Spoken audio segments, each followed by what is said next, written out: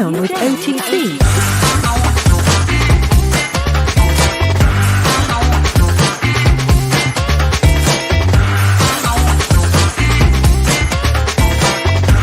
Are you down with OTC?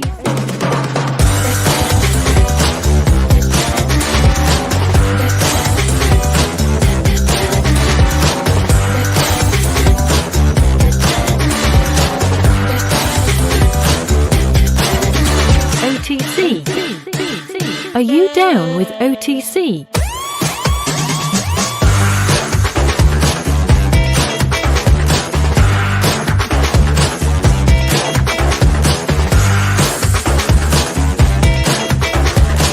Are you down with OTC?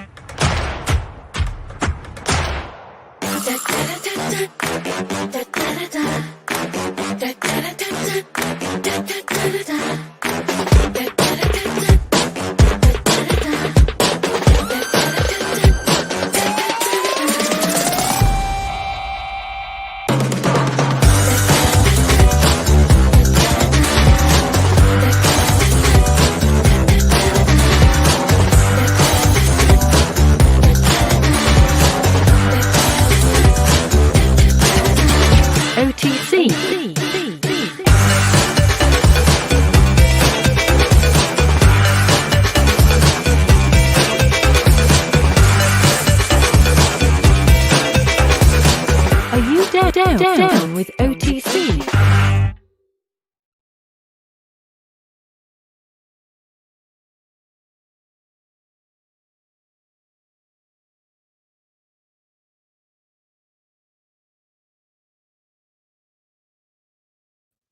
There it. Holy cow! I don't know what happened. That was insane. That was insane. God, I was like stuck in limbo. I didn't know what to do. It was like the thing is rolling and we've got this awesome music and everybody's getting down with OTC because that music is freaking awesome. Chip, that black space in the end was long. I don't know what happened. Anyhow, it is great to see everybody on. Look at this. I'm going to be see-through pretty soon. I'm having that Back to the Future syndrome. So look at this. I'm starting to fade out. Soon I'll be invisible and I'm just going to blend in. So you got to put the timeline back in order before I completely fade out here. Check this out. Black Rifle, Beyond Black, espresso, dark roast. This is awesome. Hey, you guys got to check this out. Oh, it's freaking awesome. It is dark. This coffee, this is the first time I've had this one, and it's crazy. Holy cow. Hang on. Whoa. That one that is rich. I've done, obviously, our go-to is Segfredo dark roast. We go to the Death Wish. Beyond Rifle, the Black Rifle Company's got really good coffee. This one is BB. You look it up, just BB. It's called Beyond Black. Holy cow! I mean, it's so rich. It's like just super complex for a coffee, and we're talking about espresso. I know this isn't a show about espresso, so let's get into it because today we are going to talk about global domination. What is that? What does global domination mean? We're talking about global domination. He who controls the crypto controls the world. And if you want to really take a look at what that means, we're going to do a cross section. We're going to race through this today. It is going to be a ton of information. It's going to be freaking awesome. There is just so much to cover because we've got to talk about stuff. Got over here on this monitor, we got to talk about what's going on with XRP, Ripple XRP, what's going on with Ripple with the company. What are some people saying? What's the counterbalance to that? We're going to look at what the potential role of crypto is going to be moving forward. There's in global economics, we want to look at what's going on with SWIFT. Why is China trying to get away from SWIFT? What is the Chinese market doing? with iron? What is the Fed doing? What about regulation throughout the world? What is Russia, Europe? There's so much to talk about. It's unbelievable. I mean, it really is, guys. I'm just shocked. Every single day, there's something brand new in this space to review. It's crazy, and we're gonna start it all right now.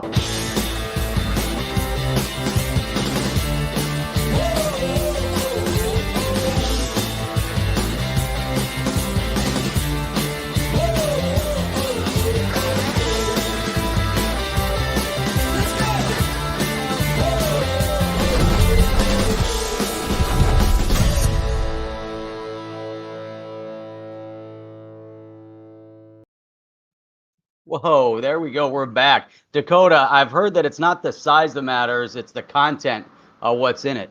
So so there you go. So this little tiny cup, I know it's small. It's kind of like drinking it's like a little tea party. We got the There you go. Freaking ridiculous. I don't know how you could drink more than this. But it's freaking awesome. You know how you don't know? Because then you get this. That's how you keep it warm. You can only drink little bits at a time. Keep it warm. There you go. So, so anyhow, so what? So what do we got going on here? We have who do we have on with us today? There's Chip. Chip is on with us today. We got Rod Hoppin here. Rod, it's great to see you back. Dakota, great to see you here. Barbara Taylor, she's already got her morning coffee, so she's here. She's wide awake. And we're ready to have a really good conversation today. People are going to start flowing in. So where do we start? Where should we start? You know what? I'm going to start by talking about Ripple XRP, because you know what? I think it's really interesting in terms of what's going on.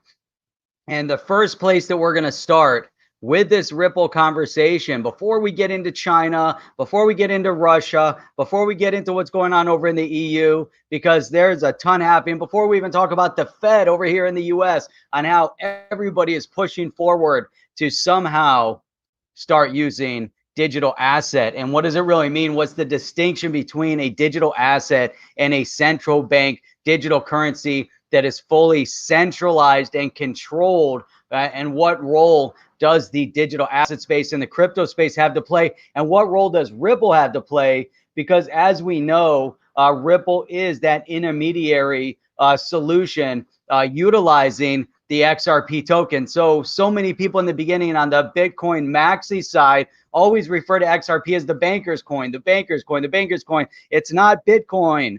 Yeah, that's right. It's not Bitcoin, because Bitcoin has its purpose, XRP has its purpose, and XRP is part of the full plan. When you look at what Ripple has been, what their objective has been within the RippleNet solution, everyone is so narrowly focused. Also, when we look at that, to really take into consideration that it's banks, but we have to look at the bigger global picture in terms of what can happen, especially at this point when we're looking at central bank digital currencies. And typically in a national nation environment, they want to maintain their sovereignty. In order to maintain their sovereignty, that means that they're going to have central control over their currency. If they're going to have central control over their currency, they're not necessarily going to play well with others. Just like now, you need SWIFT in order to play well with others in other countries in order to move money. And we know that that legacy system is legacy. It's a has-been, and it needs to move on with new tech. Now there's some competitors in the space, namely one of them, which is Ripple, with RippleNet using the ODL, using the on-demand liquidity, which is the game changer for instant settlement. And that's really what's needed from a global perspective. If you've never been involved in global business transactions, then it's really difficult to see it firsthand, but you just have to do a little bit of research and dig and understand that it could take days, if not weeks, in order to complete a business transaction because of the inefficiencies of moving money across border. And this is where Ripple saw this huge opportunity, regardless of what anybody, everyone wants to get emotional with their digital asset, but that's not what we want to get emotional about. We want to get emotional about the amazing aspect of what the digital asset space is bringing to the world. streamlining the payment process. And this is identified in every single country at every single level. Hang on a second. Oh, let's can we delete this? Let's delete this comment here. How do we delete this? Can we delete this? What does that mean, decaf? Who in the world? What? What does that mean? I don't even know. All right, so here we go. I'm going to share this screen here because there's some stupid statements made over here, and I have to bring it up. This is like, 101 here, crypto 101. We're going to go through this. Where is the blueprint? Okay, here we go. Whoa, holy cow. I don't even know what happened with that. So we're going to check out this blueprint. What is this? I don't want to sign up for anything. Get out of here. Should get rid of all this. So this was on CoinGeek. Patrick Thompson. This was from a couple days ago. Not sure if you guys saw it. So his big article here was all about Ripple switching their business blueprint. Now, we talked about this on the last roundtable, that in business, you kind of have to bob and weave a little bit. You can stay focused on what your objectives are, your end goal is, especially when it comes to moving money, cross-border payments, etc. But as you start identifying other business opportunities and potentials, you're going to embrace those potentials. You're not going to back away from them, especially if they're in your core circle of influence, to where it's not a big deviation from what your primary focus is.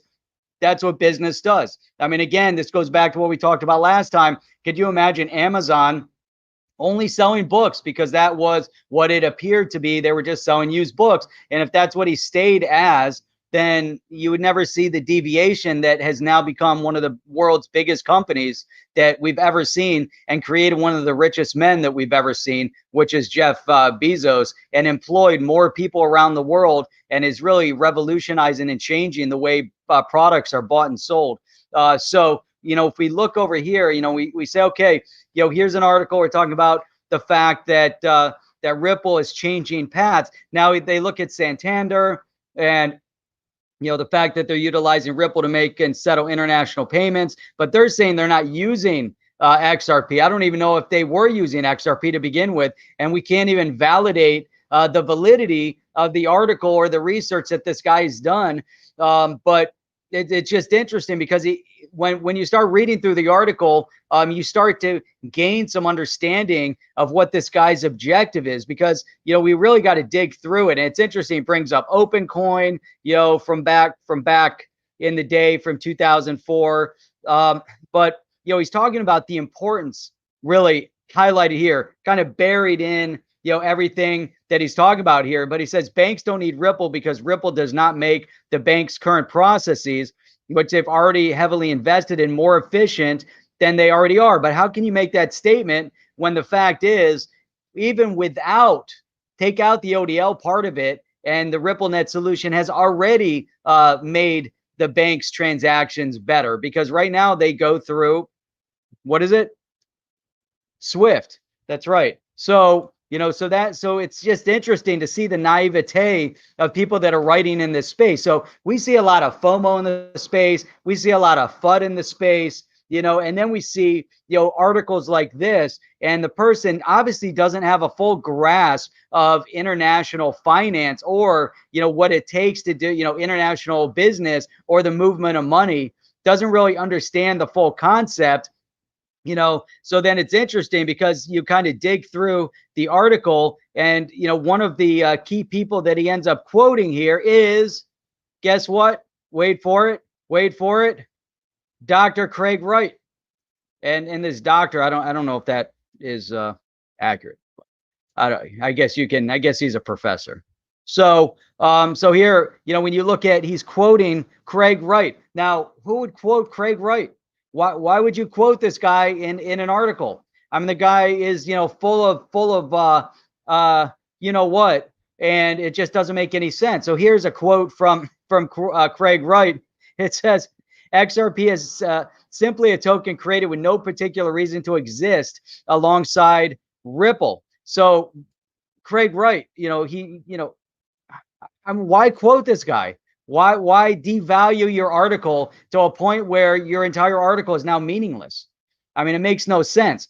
This CoinGeek, I'm not sure if this Patrick guy is the primary guy behind this, but what garbage. I mean, it's absolutely garbage to write an article like this and then quote somebody that has zero reputation at this point in the industry, because the guy should be in jail, based on, the lies that he's told in court. In court, the guy's a fraud.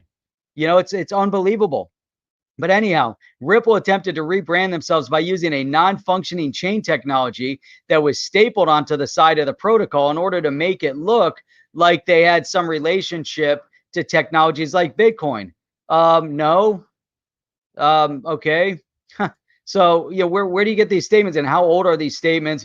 Where do they come from? Doesn't really say where he pulled these out of, but the point with this, it's crazy. It's like, why in the world, are you writing an article about that? But anyhow, I wanted to start with that because this is kind of setting the tone of where we're going from here. First you have the FUD in the marketplace. You have people on YouTube or in their blogs that don't know what the hell they're talking about. And they make up these statements. They create, these narratives, and then they use facts that are just irrelevant.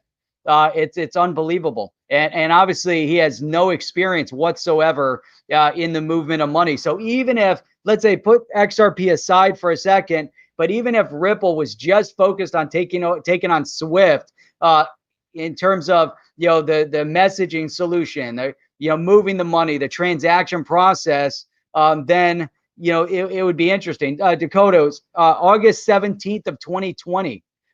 This Patrick Thompson wrote this article. So I don't know where that quote was from, though. It doesn't say when he took the quote for the article. But the point being is that now, Ripple is working within this whole blockchain digital asset space, presenting, the XRP and presenting ODL, which is the on-demand liquidity, which is what helps facilitate the entire transactional process. So when you want to move money cross border, move money internally. I know in Europe, they have some solutions, faster payment solutions that allow for immediate transaction. In the U.S. on a consumer side and on a business side that does have a cost to it, we have programs like Zelle, which are interbank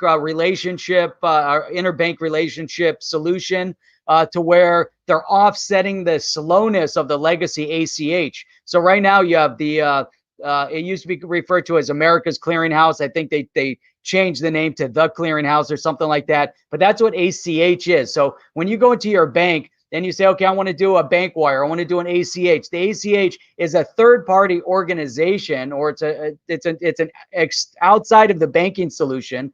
ACH is kind of like Swift, right? So it's amazing because a number of years go by, I'm doing all this stuff and we're doing ACHs, we're doing Swift transaction using our Swift codes. And I never once, a couple of years back, I never once thought about going back and trying to understand what's behind this name. Maybe it's a banking solution, maybe it's not.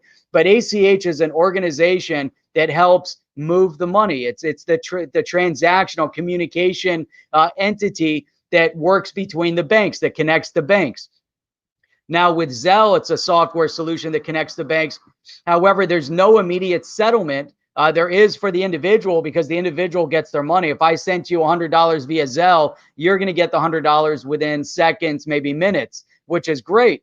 However, the actual settlement hasn't occurred yet, because that settlement still needs to happen between the banks. But one bank is saying, well, they're good for it. I've got their money in our account. I'm giving you the credit. So the other bank is saying, okay, you're going to send me this money at some point. It's going to take 3 to 5 days. I'll get the money. So I'm going to give the money to my customer. That's how Zelle works. And even within, within any of these solutions, like with ACH, it takes that full 3 to 5 days typically to get your money, unless you do like a bank wire, which is, more costly.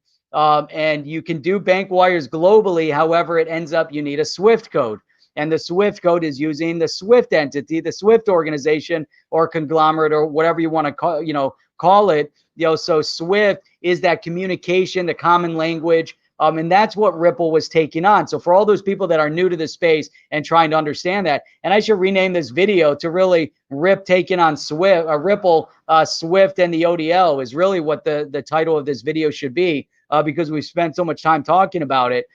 But and maybe that'll draw more eyeballs if we said, Ripple, Swift, and the ODL would be interesting. But so it's amazing because here you have an amazing solution from a competitive perspective against Swift, because Swift has gone really unchecked since 1974.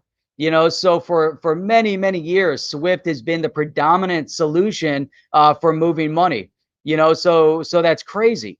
And so now, when we look at, okay, here's a solution, here's something taken on, and all this stuff is going to play into the rest of our conversation. It's important because we need to understand also what China's about to do, what Russia's trying to do, what Europe is trying to do, and how the Fed in the US are going to respond, and the potential solution that is this Ripple, what it could potentially mean for all of these CBDCs or digital assets or whatever it might be that are growing up all over the world that need that interoperability, meaning they need to interconnect, they need to work together, they need to communicate with one another. And without that, they're going to have Swift, but a digital currency can't use a legacy platform in order to move the money. It doesn't make any sense.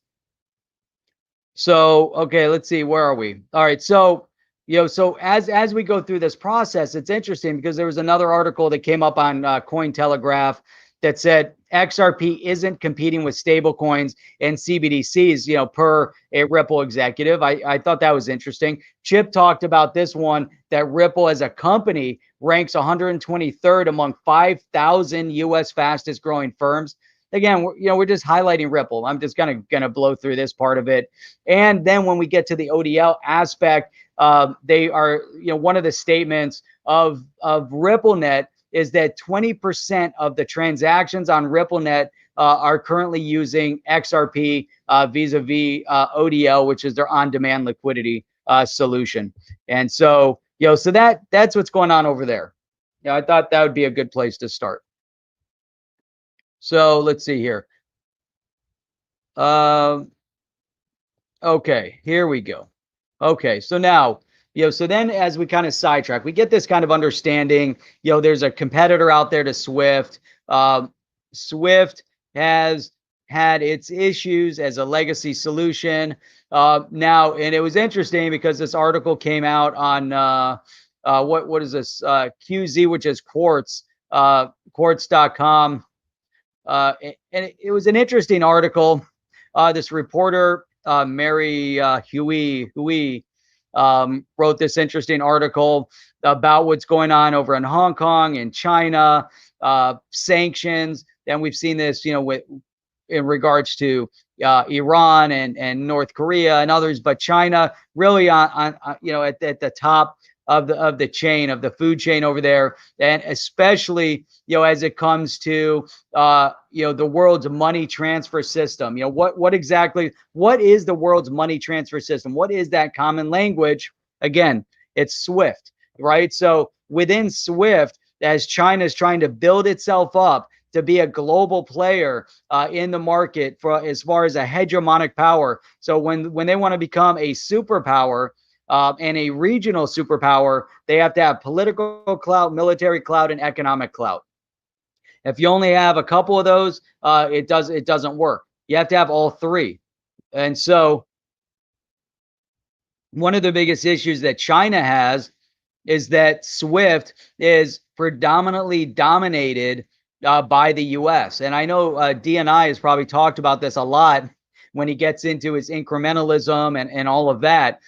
However, when we're looking at, the full meaning of, what Swift represents to all these other countries out there, that means that the US has some form of control over the Swift process, because without the Swift process, you're not moving money.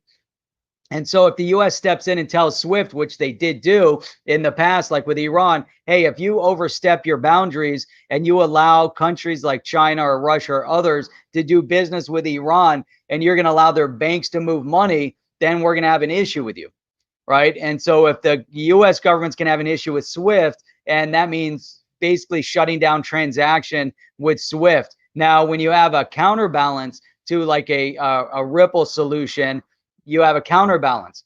When you have CBDCs, or what China's been trying to do with their Belt and Road Initiative within their region, which is trying to, maintain or at least build up, their three criteria, right? They need their economic power, they need their political clout, and they need their military clout.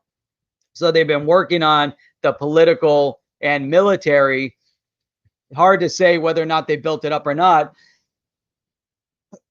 So, but we know that they've built up a lot of economic clout, a lot. They've a tremendous amount of economic clout. And so, we need to see where that balance is. So now political clout and regional clout, that's what China's trying to do through their Belt and Road Initiative, which is really supposed to help build up all of these other regional countries and be a displacement for or to the U.S. dollar. That's the Chinese.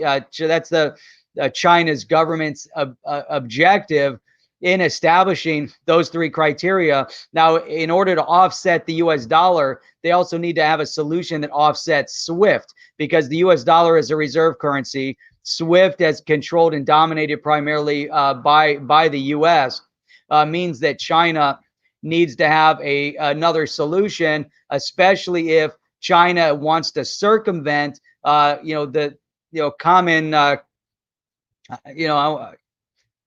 courtesy, decency. I don't know how you want to frame it. Anyone can come from a different perspective, but if you're going to deal with, let's call them despot nations, or, a country like Iran, not the people in Iran, but the government of Iran that predominantly is the largest sponsor of global terrorism.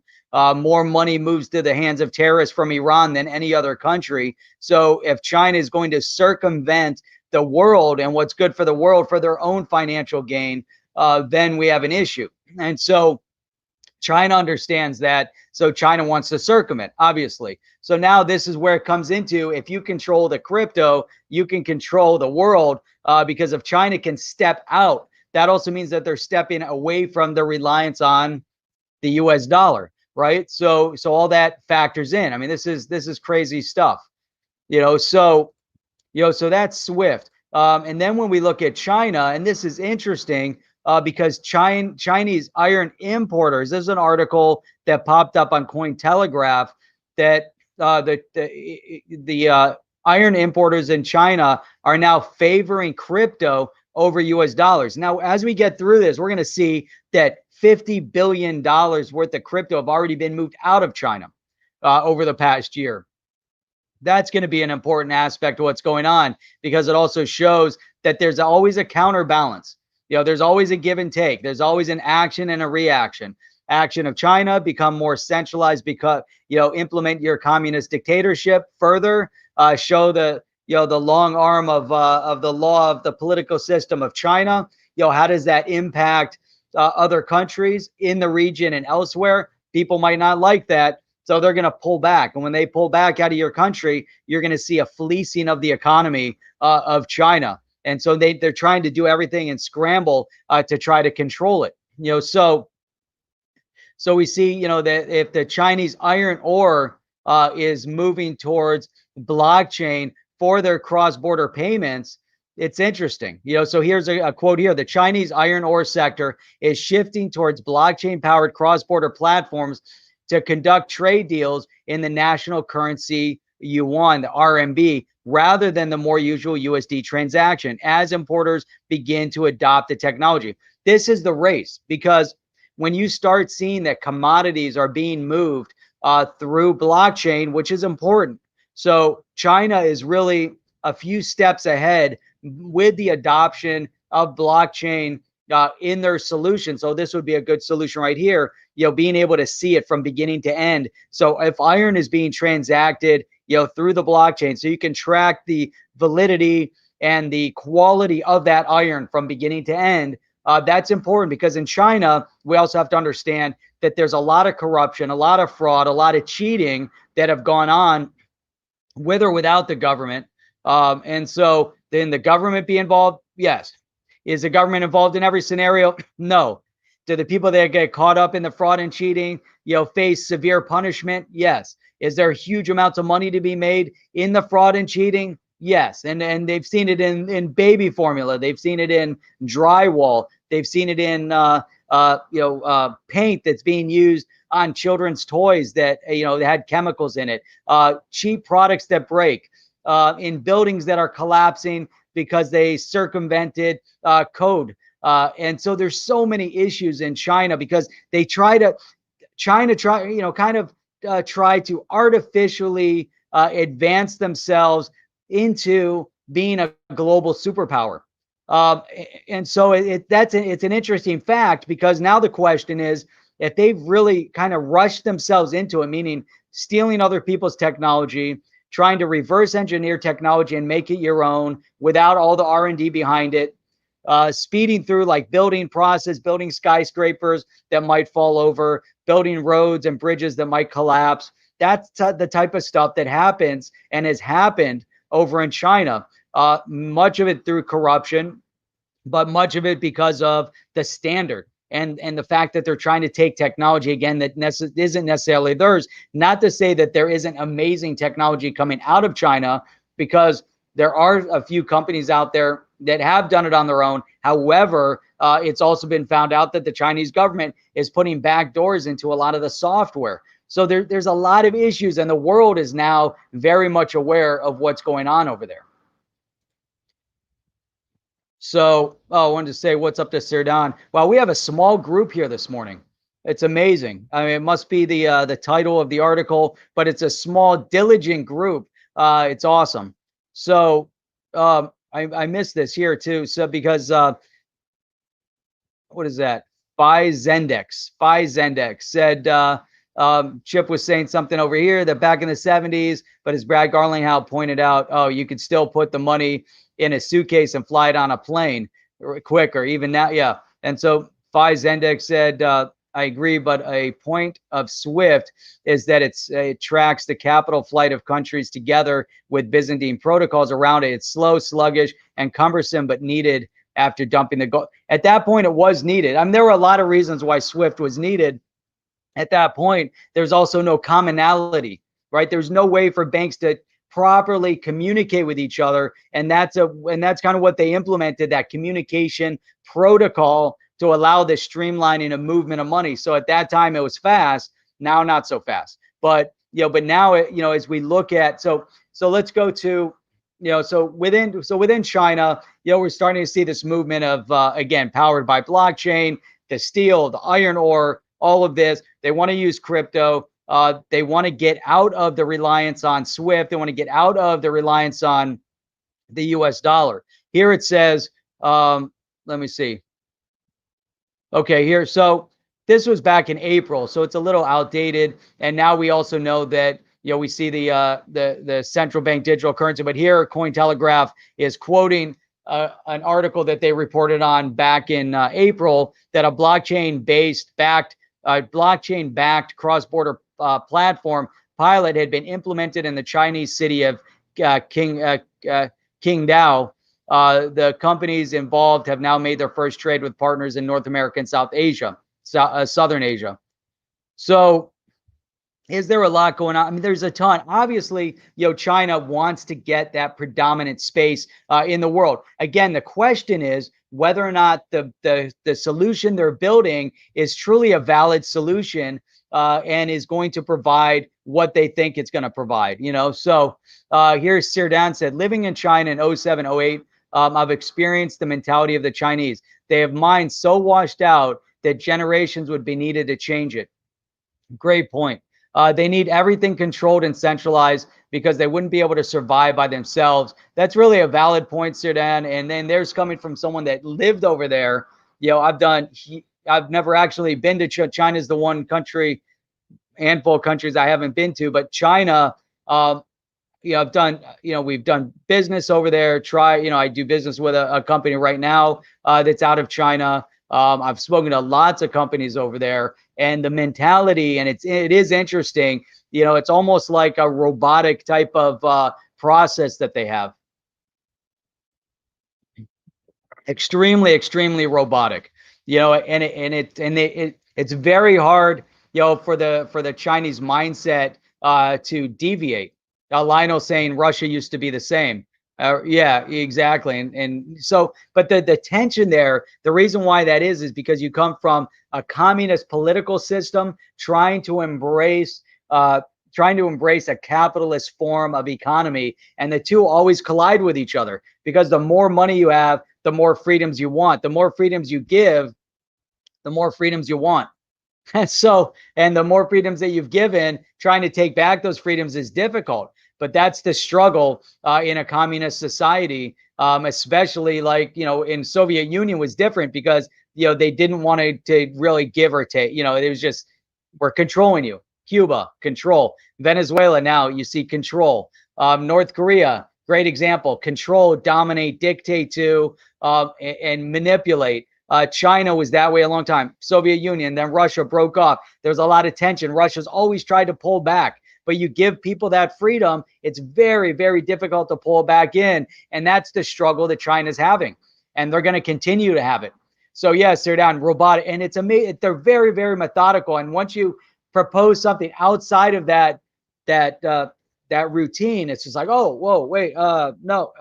And so that's why it's very hard for them to do business in the U.S. But it's just interesting, because they're just very, they look at their spreadsheet. It's almost like they live their lives in a spreadsheet, and that's it. And they can't, and trying to understand the dynamics, but they're starting to learn, especially those that are living outside of the country. So, and a perfect example, I brought up, within this one company that I deal with, it's a global company. They do huge amounts of business all over the world. They're one of the very few companies in China that were innovative in their technology and continue to innovate. And that's why they have a lead role, but they don't operate like any of the other Chinese companies I've ever come into contact with because they didn't reverse engineer their product. So Lionel, another good point. Look, Chinese people spy on other Chinese people and report them to the CCP. This is exactly, not even to get political, but and we can go into our other channel to talk about politics. But in this scenario, that this is kind of what they're trying to do with people in the U.S. to get you to turn people in, turn businesses in. It's not the way to live. That's not how societies can continue to exist. But they do that. It's crazy how they manipulate from that perspective. But yet there's still so much corruption. And the reason why there's a lot of corruption is because people will eventually find ways to exist within a system for good or bad. So if you have, top down, centralized, dictated control in a communist society, then those at the bottom that need to make money are going to have to navigate the corruption, navigate the overreaching, overzealousness of the government to take, and they're going to navigate and find a way. And they survive.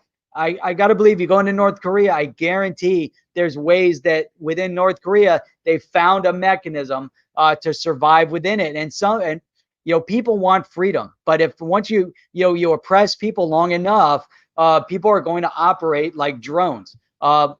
North Korea is a great example. But so anyhow, so as we kind of migrate from that concept and that thought process, then we have to look, okay, what's actually possible? What are some of the challenges that China is going to face as they try to move outside of the US dollar? One of them, as Lionel has mentioned, as Serdan has mentioned, that people around the world that know China don't trust China. The countries in the region don't trust China. Ask Taiwan. Ask a lot of the countries in the region. Ask Japan now. Ask anybody in the world, especially coming off of the 5 months where we've seen China holding back and cherry picking where they're going to send their quality protective gear, masks, ventilators, all of that. They cherry picked lots and lots and lots of product that came out of there was garbage. And this is what we've seen for years, though. A lot of garbage has been exported. They burned over time, from China. They burned relationships in South America. They burned India. They burned the Middle East. They burned, pretty much anywhere you go in the world and you talk to people in different industries, like, we're not working with Chinese products. Is it made in China? don't want it. And that was even before the past 5 months. So they've established this real negative reputation. And then I know quite a few businesses that do business over there and sell over there. And it's crazy. So as we move and trying to think, okay, we're moving away from the US dollar. Are there countries that want to continue to try to find a mechanism to circumvent? Can China make a ton of money by having a solution that circumvents SWIFT and circumvents the norms of society, of the rest of the world? Yes, because you have countries like Venezuela, Iran, North Korea, and Russia, and a few others that want to be part of that centralized control, but they want to be part of what China has. What does China have to offer? A lot of products, a lot of cheap products. So they want those products. They want to sell to China because China has a market of 1.3 billion people. So those countries are seeing that the rest of the world, led by what we're doing right now, like within SWIFT, we're putting embargoes, blockades over these countries that don't allow them to trade. So that's important. Now, what does that mean around the world now? Because then we have to look at what's going on in the U.S. And you have the past week, you had this from the San Francisco Fed. This was in Forbes, an article in Forbes. Leo Bernard gave a speech on digital currencies, including and the issuance of digital currency CBDCs, central bank digital currencies. So this was the federal governor from San Francisco. Now, it's interesting because the Fed has been working with MIT in order to find a solution to create something for them. Now, they're also tied up in the fact. So here's a statement. It said, at the same time, the governor expressed apprehension regarding risks associated with privacy, cybersecurity, illicit activity, and financial stability pertaining to the crowding out effect of private endeavors like Bitcoin and Facebook's Libra coin. So it's just interesting. So they're still not fully understanding, the full space. At the same time, they understand that it's important to get involved in it, that digital currency, the central bank digital currency, what's going on in the crypto space is definitely critical. They need to get a piece of it, and they're trying to navigate. Now, I believe, in this scenario that, if you look at the Fed, just like there's no way they just started working on this, because as much as we think they're slow, they don't want to get it. And if they did just start working on it, that means they're way, way, way behind the 8 ball. We have to understand that, that there have been huge amounts of patents that have been issued by like Bank of America, companies like Walmart, but all sorts of banks at JP Morgan. They've all issued patents on blockchain and digital asset over the years. So they've been working on it. They've been thinking about it. They've been trying to push it to the side to maintain their legacy system as long as they can. But now they've realized they can't do it anymore. So look at this, with the Fed, there's an interesting quote that they put in this article. The Fed's balance sheet on August 12th, 2020 is almost $7 trillion, representing cumulative quantitative easing assets to the tune of $6 trillion, of which $3 trillion have been added since the onset of the beer thing. So, it's crazy. So the Fed has been accumulating. And then you have, people within the space that are saying, forget about this. We got to move away from this legacy platform. You got to move away from what the Fed is doing. You got to move away from the control mechanisms of what's happening, and try to really, really understand, especially when we see what's going on with China, and so even, even in Europe, they get it, because here's an article popped up on Decrypt. The title of it: historic regulation is coming for cryptocurrencies in Europe. They need it. Regulation is needed, because with regulation comes normalcy, where everybody understands the rules of the game. If you don't have regulation, the rules of the game are arbitrary. The rules of the game are being made up as we go along, but they're not really rules, because they're, imagine, I don't know how many of you guys played Monopoly, right? You remember Monopoly? Then you would have house rules. So you had the rules on the game that it came with, and then you established your own house rules. Now, the house rules. Imagine your whole game was just house rules. And that's basically where we stand right now. We're in the house rules phase of everything.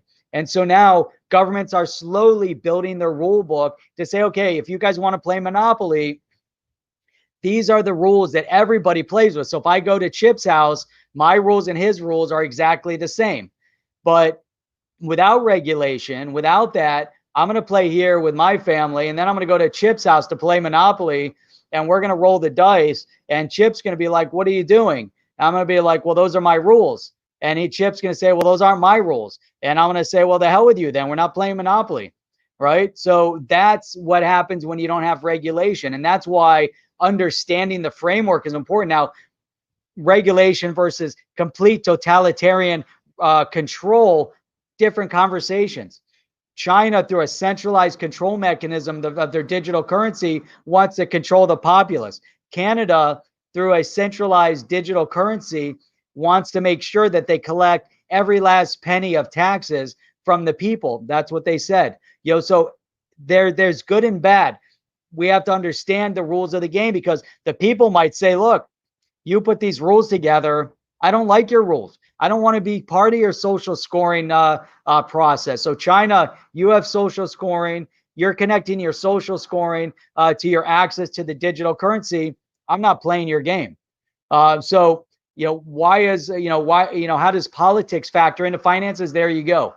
So if you're in a free society, let's say most of Europe, where they believe in the freedoms of movement, they believe in the freedoms of economy, they believe they don't want the overreaching, overzealousness of the governments to take away from their hard-earned dollar, or their hard-earned euro, or their hard-earned yuan, or their hard-earned pound, or what have you.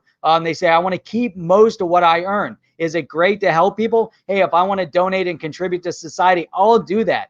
But there are certain rules to the game. Our roads need to be maintained. Where does that money come from? Well, I got to contribute. Oh, we have a military. Okay, I've got to contribute.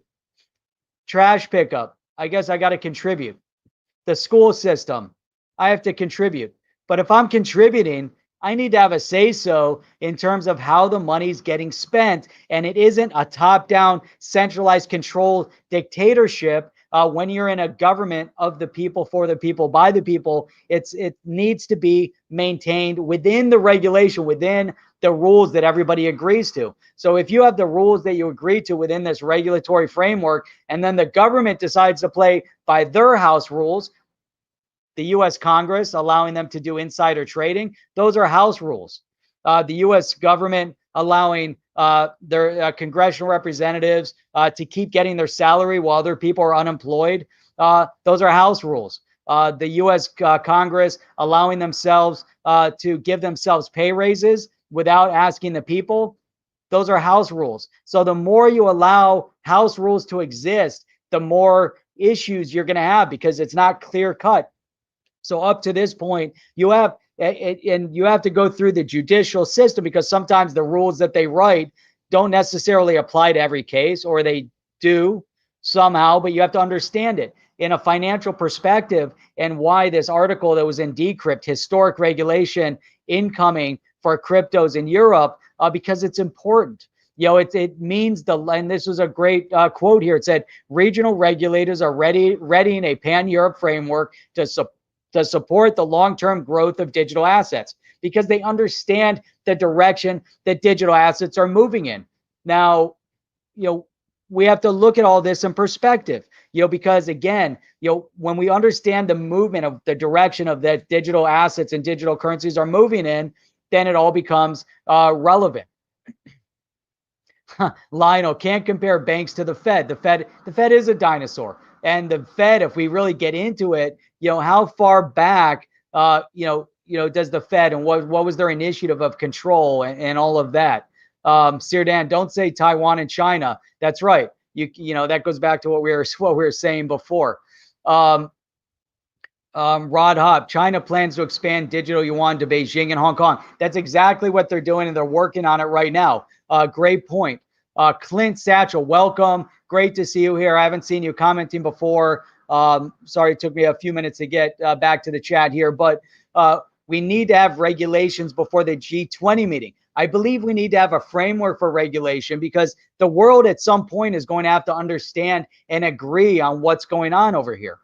But we got to be careful. We got to be very, very careful. But this is why the G20 meeting, in my opinion, is so important for this space. Then Dakota here, let's see. So here, boom, we're going to go through that. G20 is going over taxation on a global view. So let me go to this one first. Hang on. That's G20 is going over taxation on a global view. So it's a level playing field. I assume they know the direction in which it's going. So here's another comment to that. G20 is there to synchronize. Wish we could hear more that comes from the G20. Yeah, that would be great. And going back, to Clint's point here, the why is, the global economic forums, why are they so important? Where's the tension? Where's the struggle? We're going to have tension and struggle, because there's never going to be a kind of an eye-to-eye, kind of an eye-to-eye understanding, between these nations, especially when you have certain countries that are going to be more overzealous in their regulation. Now, the world body, they look at, the US and like, oh, but you guys have so much freedoms and you guys make so much money and blah, blah, blah, and so we want to control that a little bit. We need to take away a little bit. But in fact, if you go to other countries, go to Ireland, for instance, their corporate tax rate is far lower. And I think it might be like 10, 12, 13% is high, maybe 15%. I'd have to look it up exactly. But to the US, which is much higher from a corp, but it's easier to establish businesses. You can come over as a foreign national to the US and open up a business and be successful over here. You can't do that as a foreign national in most other countries. It's very difficult to go as a foreign national and open up a company in another country. But in the US, it can happen. So our rules and regulations are going to be different than other countries. So we need a global kind of understanding of the interconnectivity of all of the space, and how everybody communicates becomes really important. So yes, from the G20, they definitely makes sense. Warhans, this is awesome. I like these kind of comments. Really, really good comments. Oh my God, thank God I found you. Even though crypto is looking low right now, it's making me bank. I'm so glad I went hard into crypto. Started around August 1. Wow, I mean that's amazing. So there's been a lot of us that have been in this space for quite a while, much longer than I've been in the space. I got in end of last quarter of Q4 of 2017.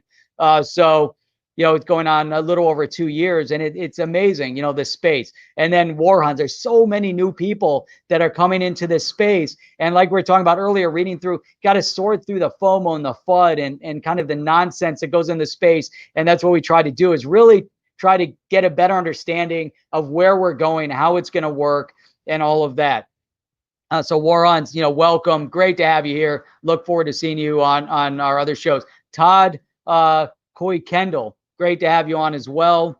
Let's see here. So Dakota, I'm still curious why these power players have held off on clarity over XRP. That to me, and really as we go through, the whole gamut of this conversation and really trying to understand it, I don't know. I mean, that's the biggest misnomer on all of it, because we see the potential, what XRP can do, the XRP ledger can do, what Ripple is doing is monumental to a level of being the backbone of the central bank digital currency, interoperability, interconnectivity, etc. That's what they've established. Bitcoin can't be it. None of them can really do it. So does the XRP ledger, the solution, the backbone, the technology, is that important for all of everything that's happening? Yes. Is the concept of ODL, on-demand liquidity, that Ripple put together from a global scale, is that significant and different? Yes, because it facilitates that instant transfer. But the XRP ledger is baked into, has interoperability, meaning the communication and the potential and components that are needed for all of the cross-border payments. So in the future world, as you move away from legacy, as you move away from SWIFT, makes more sense, right? It makes much more sense when you leave Swift to move into a newer technology that facilitates and works within this blockchain space and the crypto space. It makes a lot more sense to have something that the bankers can rely on. But this goes back to my theory on this, and I could be completely way off base on this, but I believe that when we look at XRP, and as the banks look at XRP, they don't want retail movement of this token. They want it to be more dominated and controlled within the platform. I mean, that's just my thought on it. That's my take on it. And I, at some point, as mainstream gets into this and they start using, the banks are using Ripple, they're using ODL, they're using XRP. Most people aren't going to care how things work. They just want to know that things work. So if at some point, XRP doesn't end up getting into the hands of the people as a transactional currency, but it becomes, and facilitating the interoperability of the movement and transaction of all of these centralized tokens, because that's essentially what we're going to get. China is not going to establish a decentralized blockchain for their money, right? It's not going to happen. The US probably isn't going to do that. Russia probably isn't going to do that. Europe probably isn't going to do that with the EU and the new euro.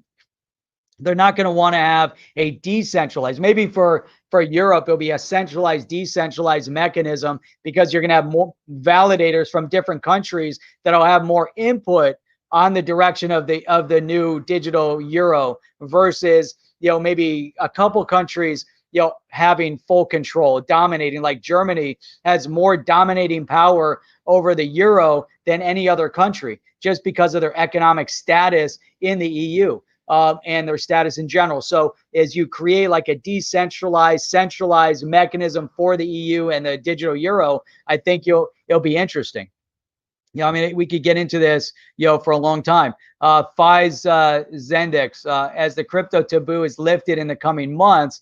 I've been in the crypto market since 15, and I'm feeling super bullish. If the regulations will be clear, man, that's awesome. 5 years you've been in this space, so you've seen, a huge, movement. Oh, it's raining. Unbelievable. If it's raining, this means that we can probably spend more time over here because we're supposed to play tennis at 9:30. So I guess we're not playing tennis. Ah, that sucks. That sucks. Oh well. So here we go. We get to spend more time together. That's awesome. So we'll spend a little bit more time going through this stuff. How about that? You guys want that? A little bit more time. But so we've got so yeah, so that's amazing. 5 years, 5 years. So this shows you, we've got Warhan that just got in August. We've got FI Zendex that's been in since 2015. So seeing the whole movement of the space, it's amazing. Imagine 5 years from now, we're going to look back and, we'll be having a chat like this, and Warhan's going to be like, someone is going to just be getting some understanding of the space as they come up. And he's gonna be like, I've been in this space for 5 years. I saw the space when it was just kind of in its toddler phase, kind of expanding out. I don't know if we're not even in the toddler phase yet, but so FI Zendex tax guides and code will also be nice. There needs to be so much. You need the rules. We can't, again, we can't operate with our house rules of monopoly. We have to operate within some agreed on rules. So we all understand. We understand, how we're going to act. I don't focus on the price. It's irrelevant at this time. I just buy when the market dips. I like that. XRP isn't listed as part of the reserves this year. It'll be in 2025. The G10. So then we got Clint over here. The price is a distraction. Look into the use case and utility. That I love these comments. Warren, this is why it's so important, to come into conversations like this, because there's so much key information that you need to understand and learn. We've got amazing people. We've got amazing people that come on the show. Sometimes we'll have 30, sometimes we have 75, sometimes we'll have more than 100. But everybody that comes in to the conversations provide huge amount of value. I mean, it's unreal. So I love it. And since Dakota's got all day, it's raining. I guess we got all day. I don't know. We're going to tread into DNI territory at that rate. Let's see. So here's Warren. What are people's price estimation? I'm not going to go into price estimation on tokens, but there's a lot going on. So here's Monte Crypto, first timer in the show here. That's awesome. Refreshing here, crypto news without the FUD. So he's gonna watch. Appreciate that. If there's anybody new with us today, like Warren is new, Monte Crypto is new, make sure you guys hit the subscribe button, hit the bell notifier. That way, when you guys do that, every time we launch a video, you'll get it. If you go into the description below, we also have another channel. So in the other channel, we have short form videos that are like, I don't know, anywhere between, it could be as short as 5 minutes. It could be as long as 20 minutes. The key is that we do short form videos over there. So, definitely check that out as well. So let me see. Here we go. So Todd, I've curiously followed crypto for years. As the USA fiat printing increased, I've become more concerned. I've been stacking silver for the last 12, but crypto, I finally jumped in heavy in July. Man, that's awesome. That's really cool. Yep. That's really, really cool. So yeah, Clint, yeah, I appreciate that. So Sunday evenings at 8 p.m., every Sunday evening, 8 p.m. Eastern Standard Time, we do a roundtable conversation. Tomorrow night, we're going to have Oz Crypto on with us. If you guys know Oz Crypto, he's really great. He's been heavily involved in the space for a while. He's got a YouTube channel. He kind of took some time off. He started making some videos again. Took time off for a startup that he was working in. But he's going to be with us tomorrow night. Chip has been getting back to doing his late. Just did his first XRP minute live stream on Wednesday. I think he went on at 8 o'clock as well. So 8 p.m. on Wednesday. It's great. So let's see here. Dakota, there he is. Had silver since 2007, 2008. Too much of a hassle to try and sell. That's crazy, man. Oh, Clint, yeah, I appreciate that. You've been on since February, man. That's awesome. I'm glad that you're in here chatting with us now as well. Really appreciate that. That's outstanding. So let's see here. Where do we leave off? Oh, so you know what? So I was kind of bringing you guys in this path, and that's kind of where we're going to lead it, and then we're going to wrap up because we got into the EU. We're talking about regulation coming in the EU market, and then we look and all these articles, and when we look at this information as it comes out, we have to look at it all together. We start compiling all the information one on top of the other, and we start to establish and develop a narrative. So as we go through it, there's a website, rt.com, and rt.com, they cover a lot of different information. Russia. So we see Russia also, they've been a little hesitant to get into the digital asset space. Now Russia, for the first time ever, a Russian bank issues a loan using cryptocurrency as collateral. So we've seen loans from Nexo, from Celsius, and there's a few other platforms out there that have also been involved in that kind of so Russia, a Russian bank. So now we're moving away from a digital asset platform to an actual bank that is now using someone's cryptocurrency to actually collateralize and secure a loan. Now that's important because that individual doesn't necessarily, I don't know the full framework of how they did it, because in the Celsius or the Nexo space, you're actually taking out a margin, you're putting it on a margin account. So as the digital asset devalues, you have to increase your holding in order to secure what you borrowed against. But it says here, let's see, for the first time in Russia, a structured transaction using a digital asset was carried out with the participation of a bank. The Expo Bank statement said the borrower was given a loan secured by blockchain tokens.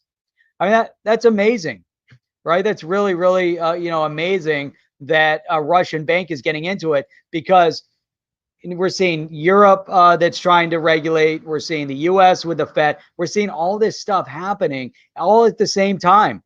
It's not just we're just us here on YouTube. There's so much more to it. It's unbelievable. So then, as we take another step further, we go back to kind of what we're talking about. Well, before we get there, I skipped over this one point. Again, this is also this week, but the Bank of England is joining a roundtable on central bank digital currency design. So this showed up on Cointelegraph this week. So the Bank of England is keeping central bank digital currency research high on its 2020 agenda. So here we have, hosted by Global Central Banking think tank, the official Monetary and Financial Institutions Forum, or OMFIF, OMFIF, on August 19th. The roundtable will involve the Bank of England's senior fintech specialists. All these major banks are getting fintech specialists, alongside delegates from the Swiss National Bank, ING, Netherlands, and the Hungarian National Bank. The CEO of enterprise-focused blockchain platform, Cypherium, Sky Guo, will also join. So this discussion, it's amazing. All the key banks around the world are getting involved in this. It's amazing. It really is amazing. And so that's the direction things are going in. Let's see. All right, we'll go back into this because you get into a big question over there. Here you go. Oh, Mike Krill, always good. If you need iced tea, if you go DNI, that's right. You definitely need, the coffee isn't going to do it. You need iced tea, big, huge things, and big bottles of water. Welcome from Montreal. There we go. Bob Grattan, all the way from Montreal. Bonjour. I am all in crypto for 4 years. When I get out when I get out 3 crypto, VET, XRP, and CRO. So there you go, 4 years in crypto, and still in it. So we have somebody in that's been in for 5 years, for 4 years. People have been in crypto. So for all those new people coming on, there's a lot of growth, a lot of space. Once crypto is mature and liquid, I will maybe use crypto CDP. No plans on it right now. Too risky. Too risky. So anyhow, so let's wrap this up. I know people are dropping off. You guys got stuff to do. Here we go. So we move Bank of England. Now here, this goes full circle where we started. And this is, I kind of mentioned in the beginning, but this was on CNBC. So now we're going mainstream media again in the tech space. This is in the tech space that a report finds that $50 billion worth of cryptocurrency was moved out of China, hinting at capital flight against Beijing rules. So what were we just talking about? Rules, regulation, the overzealousness of a country to regulate its people and dominate its people financially. So over $50 billion has moved out, has moved from China-based digital wallets to other parts of the world. 50 billion. That's a huge amount of money. So here it says Chinese citizens are only allowed to buy up to $50,000 of a foreign currency a year. So this is where you have these problems. They control and regulate because they want to keep people in their own money. But now the people in China, although we saw the most mining going on over in China, but the people of China are like, screw this, moving our money elsewhere. Now 50,000, we can't move money in. You can't open a bank in another country, too difficult. You know what? We're putting our currency on an exchange elsewhere.